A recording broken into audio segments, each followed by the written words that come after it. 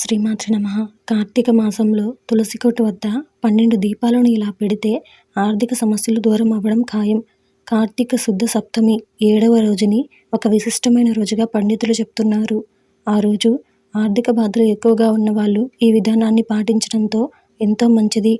ఈ కార్తీక శుద్ధ సప్తమి కార్తవీర్యార్జునుడి జయంతి. కార్తవీర్యార్జునుడు అంటే సహస్రబాహువులతో మీ చేతులతో ఉండేటటువంటి విష్ణుమూర్తి స్వరూపం అని కూడా చెప్తున్నారు.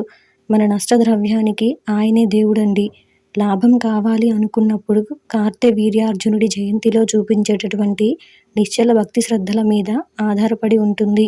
ఈ జయంతిలో మనం ఎంత భక్తితో మనం పూజలు చేస్తామో కార్తవీర్యార్జునుడి పూజ వల్ల అంతటి చక్కని ఫలితాలు లభిస్తాయి. కాబట్టి మీరు చేయవలసిందల్లా కార్తీక శుద్ధ సప్తమి రోజు సూర్యోదయానికి ముందే నిద్రలేచి తలస్నానం చేయాలి. అలాగే ఆరోగ్యం బాగా ఉన్నవారు ఉపవాసం చేయొచ్చు. శక్తి లేకపోతే ఉపవాసం చేయవలసిన అవసరం లేదు. మీరు ఉదయం పళ్ళు పాలు వంటివి తీసుకోవచ్చు. అంటే ఉడికిన ఆహారం కాకుండా ప్రకృతి సంపాదించినటువంటి పళ్ళు పాలు లాంటివి తీసుకోవచ్చు. సాయంకాలం 5 గంటలకి చక్కగా తలస్నానం ఖచ్చితంగా చేయాలి. తలస్నానం చేసుకొని తులసికోట దగ్గర మనం ఈ కార్యక్రమాన్ని చేయాలి.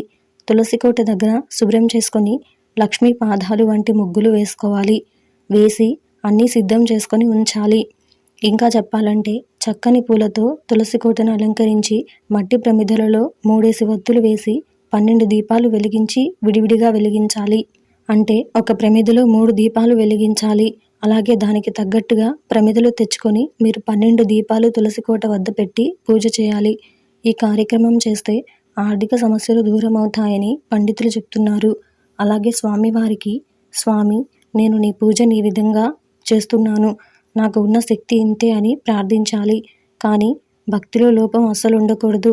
సహస్రబాహు అయిన నువ్వే నాకు దిక్కు, ఇంకెవరూ లేరు అని మనస్ఫూర్తిగా నమస్కారం చేయాలి. ఆ రోజు పూజలో చెరుకు గడలు కూడా పెట్టాలి. ఆ పూజలోనే 12 టెంకాయలు కొట్టి స్వామివారికి నివేదన చేయాలి. తర్వాత హారతి ఇవ్వాలి. ఇలా చేయడం వల్ల మీ సమస్యలు వేగంగా దూరం అవుతాయి.